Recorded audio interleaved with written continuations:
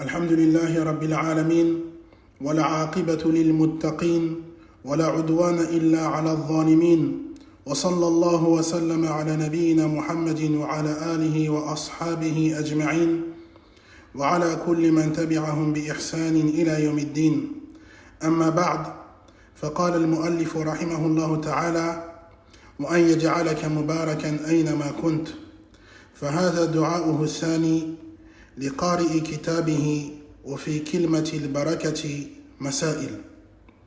Donc deuxième invocation de l'auteur, qu'Allah fasse de toi une source de bénédiction où que tu sois. Al-mas'alatu al-oula, ma'na al-baraka. Premier point, le sens du terme al-baraka, la bénédiction. Yuradu biha ma'nayani. فالمعنى الأول الثبوت ودوامه. Donc la baraka renvoie principalement à deux sens. Premier sens, le fait qu'une chose soit stable et durable. والمعنى الثاني كثرة الخير وزيادته. Deuxième sens, l'abondance de biens et son augmentation. وعلى هذا يقال برك البعير. Donc on dit un chameau s'accroupit. إذا استقر على الأرض ومنه المبرك لموضع البروك. Et donc de là on a aussi le mot mabrak qui est l'endroit où le chameau va s'agenouiller. ويقال لمجمع الماء البركة. Et de même on dit un étang al-birka. ومجمع الماء يتميز عن مجرى الماء بأمرين. Il faut savoir que l'étang se distingue d'un cours d'eau par deux choses. الأول الكثرة والثاني الثبوت. Donc la première par son abondance d'eau et la seconde par sa stabilité.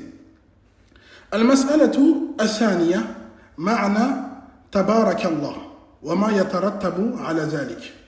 Deuxième point, quel est le sens de la phrase Tabarakallah et quelle est la conclusion à tirer de cela? قال الحسن تبارك تجيء البركة من قبله وقال الحسين بن الفضل تبارك في ذاته وبارك في من شاء من خلقه فتباركه سبحانه وتعالى وصف ذات له وصفة فيها. Donc la baraka est un attribut d'Allah Azza wa Jal. Et Allah bénit qui il veut et ce qu'il veut parmi ses créatures. Fal barakatu min Allah. Donc on en conclut donc que toute bénédiction vient d'Allah. قال الله تعالى قيل يا نوح اهبط بسلام منا وبركات عليك وعلى ممن معك. Allah Azza wa Jal dit dans sourate Hud, donc la sourate 11, verset 48, il fut dit, ô Nuh, débarque avec la sécurité que nous t'accordons et nos bénédictions sur toi. Et nos bénédictions sur toi et sur les communautés croyantes qui seront issues de ceux qui t'accompagnent. وقال تعالى قالوا أتعجبين من أمر الله رحمة الله وبركاته عليكم أهل البيت إنه حميد مجيد. Et de même Allah Azza wa Jal dit toujours dans sourate Hud, sourate 11, verset 73, ils répondirent, t'étonnes-tu de l'ordre d'Allah, que la miséricorde d'Allah et ses bénédictions soient sur vous, aux gens de cette maison. Donc ici, Ash-Shahid, et ses bénédictions soient sur vous, aux gens de cette maison, il est le digne de louange et de glorification. Al-mas'alatu al-thalitha wurudu tabaraka fil Qur'ani tis'a marrat. Donc troisième point, donc ce mot tabaraka a été mentionné dans le Coran à 9 reprises. Fal-ayatul ula ala lahu al-khalq wal-amr tabaraka Allahu rabbul alamin. Premier verset, dans la sourate 7, verset 54, Allah Azza wa Jal dit « La création et le commandement n'appartiennent qu'à lui, infini est la bénédiction d'Allah, le Seigneur de l'univers. Al-ayatu thaniya, fatabarakallahu ahsanul khaliqin. De même dans Surat Al-Mu'minun, qui est la Surat 23, verset 14. Infini est la bénédiction d'Allah, le meilleur des créateurs. Al-ayatu thalitha, tabaraka alladhi nazzala al-furqana ala abdihi liyakuna lil alamina nadhira. Surat 25, verset 1. Infini est la bénédiction de celui qui a révélé graduellement à son serviteur le discernement, c'est-à-dire Al-Qur'an, afin qu'il soit un avertisseur pour l'univers. Quatrième verset. Tabaraka alladhi in sha'a ja'ala laka khayran min dhalika jannatin tajri min tahtiha al-anhar wa yaj'al laka kusura. Donc surat 25, verset 10. Cinquième verset. تبارك الذي جعل في السماء بروجا وجعل فيها سراجا وقمرا منيرا. Surat 25, verset 60.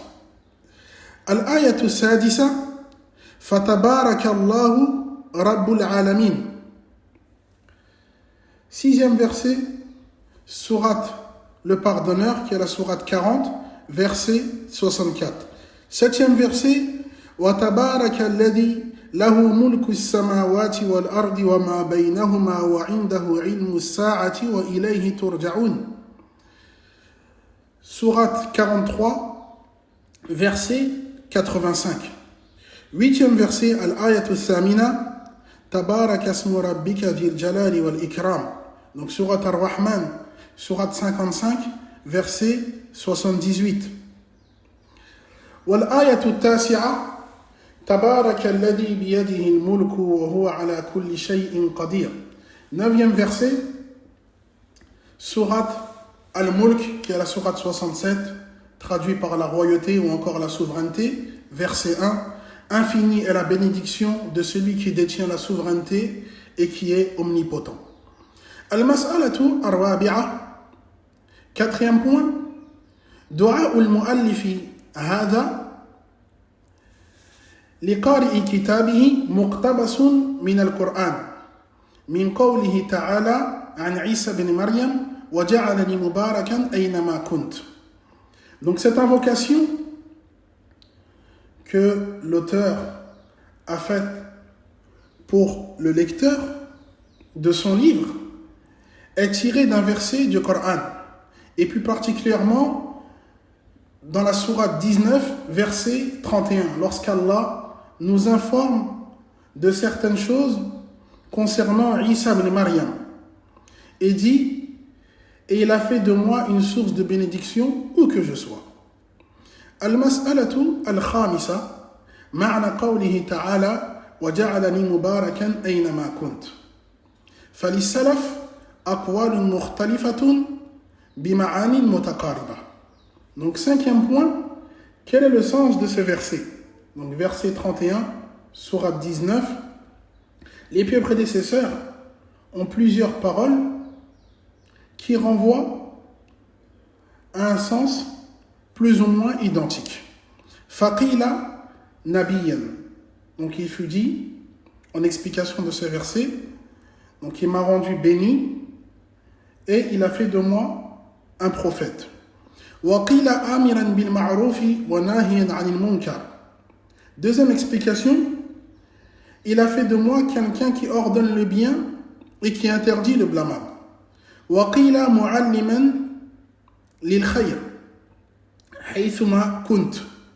Wa hadha qalahu Sufyan wa Mujahid wa Amr ibn Qais. De même, il fut dit, il a fait de moi quelqu'un qui enseigne le bien. Et ceci est rapporté par Mujahid, Sufyan al-Sawri ou encore Amr ibn Qais. وَقِيلَ نَفَّاعًا قَالَهُ مُجَاهِدٌ. De même, il fut dit qu'il m'a rendu d'une grande utilité à autrui. وَقِيلَ عَارِفًا بِاللَّهِ وَدَاعِيًا إِلَيْهِ. Quelqu'un qui connaît Allah et appelle à Allah. وَقِيلَ أَدْعُو إِلَى اللَّهِ وَإِلَى تَوْحِيدِهِ وَعِبَادَتِهِ. Il a fait de moi une personne qui appelle à l'unicité d'Allah et à son adoration. وَقِيلَ قَضَّاءً لِلْحَوَائِجِ. Et de même, il fut dit, une personne qui satisfait énormément et accomplit le besoin des gens. وعلى هذا قال الله تعالى إذ قال الله يا عيسى بن مريم اذكر نعمتي عليك وعلى والدتك إذ أيدتك بروح القدس تكلم الناس في المهد وكهلا وإذ علمتك الكتاب والحكمة والتوراة والإنجيل وإذ تخلق من الطين كهيئة الطير بإذني فتنفخ فيها فتكون طيرا بإذني وتبرئ الأكمه والأبرص بإذني وإذ تخرج الموت بإذني وإذ كففت بني إسرائيل عنك إذ جئتهم بالبينات فقال الذين كفروا منهم إن هذا إلا سحر مبين. Et parmi ces bienfaits qu'Allah Azza wa Jalla a accordé à Isa, fils de Maryam, on retrouve dans la sourate 5, verset 110, dans une traduction approximative du sens du verset, mentionne lorsqu'Allah dit « Ô Isa, fils de Maryam ». Et ici, on a deux traductions possibles. Donc, au passé, lorsqu'Allah dit, lorsque Isa a été élevé au ciel, ou encore lorsqu'Allah dira « Ô Isa, fils de Maryam », c'est-à-dire le jour de la résurrection, « Rappelle-toi mes bienfaits à ton égard et à l'égard de ta mère. Lorsque je t'ai soutenu par Jibril et que tu parlais aux gens au berceau comme à l'âge adulte. Lorsque je t'ai enseigné l'écriture, la sagesse, la Torah et l'évangile. Lorsque par ma permission tu façonnais un oiseau d'argile, puis que tu soufflais dessus, et que par ma permission, il devenait oiseau. Lorsque par ma permission, tu faisais sortir les morts de leur tombe, et lorsque je te protégeais des fils d'Israël, alors que tu leur apportais des preuves claires, et que les mécréants parmi eux dirent, ceci n'est qu'une magie manifeste. Donc ici, Allah Azza wa Jal nous cite dans ce verset-là quelques bienfaits qu'il a accordés à Isa ibn Maryam. Donc, ceci rentre aussi dans l'explication du verset 31, sourate 19, وَجَعَلَنِي مُبَارَكًا أَيْنَمَا كُنْتَ. المسألة السادسة كيف يكون العبد مباركا أينما كان. Sixième point, par quel moyen le serviteur devient une source de bénédiction partout où il se trouve. Al-Jawab بتقوى الله وفي الجملة هي فعل الخيرات وترك المنكرات. Donc la réponse par la crainte d'Allah. Et cette crainte d'Allah, en résumé, revient à accomplir des bonnes œuvres et à s'éloigner des interdits. قال الله تعالى ولو أن أهل القرى آمنوا واتقوا لفتحنا عليهم بركات من السماء والأرض ولكن كذبوا فأخذناهم بما كانوا يكسبون. Et Allah Azza wa Jal dit dans Surat Al-A'raf, Surat 7, verset 96, si les habitants des cités avaient cru et craint Allah, nous aurions répandu sur eux les bénédictions du ciel et de la terre. Mais ils ont renié et nous les avons saisis pour prix de leurs méfaits. Al-mas'alatu as-sabi'a ما الذي يترتب بعد أن يكون العبد مباركا. Donc septième point, qu'en est-il du serviteur lorsqu'il devient source de bénédiction? Amran, deux choses. Al-awwal, naf'un fi nafsihi, فبركة في عمره ورزقه وعلمه وعمله ونسله وهلم جرا. Donc la première, Allah bénit ce serviteur, ou encore lorsqu'Allah accorde cette bénédiction à un de ses serviteurs, ce serviteur devient alors béni par la permission d'Allah dans sa vie. Il obtient aussi bénédiction dans sa subsistance, son savoir, ses œuvres, sa progéniture, et ainsi de suite. وَالثَّانِي نَفْعُ الْآخَرِينَ بِأُمُورٍ شَتَّى. Et deuxième chose qui en découle de cette bénédiction, le fait qu'Allah va rendre ce serviteur utile auprès d'autrui par différents moyens. Al-mas'alatu al-thamina فمن أدعية المسلم النافعة لأخيه المسلم الدعاء بالبركة. Huitième point, on peut maintenant concevoir la portée et la grande valeur et la grande importance dans le fait d'invoquer la bénédiction d'Allah en faveur de son frère musulman. En disant par exemple Barakallahu fik, ou encore Barakallahu alayk, ou encore Barakakallah. المسألة التاسعة وبها أتزجى لا يقال في التهنئة أنت مبروك بل يقال مبارك.